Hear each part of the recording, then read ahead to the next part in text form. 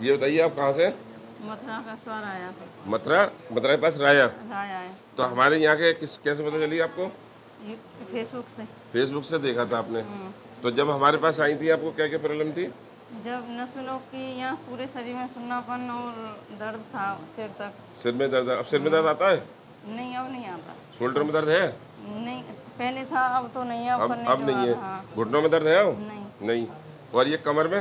हाँ, कमर में था पहले, पर अब नहीं है। अब नहीं है।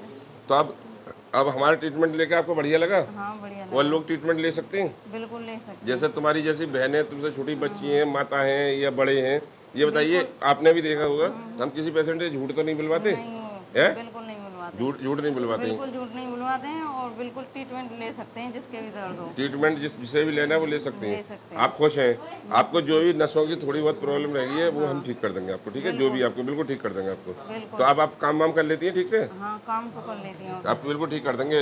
ये थोड़े से तुम्हारी ये थोड़े से हाथ जो ये थोड़ी सोलिंग वगैरह ये हम खत्म कर देंगे। और पेट में कुछ आराम लगा है पहले से? हाँ, पहले से तो आराम है। आराम तो बस ठीक हो जाएंगे, ठीक है आपका?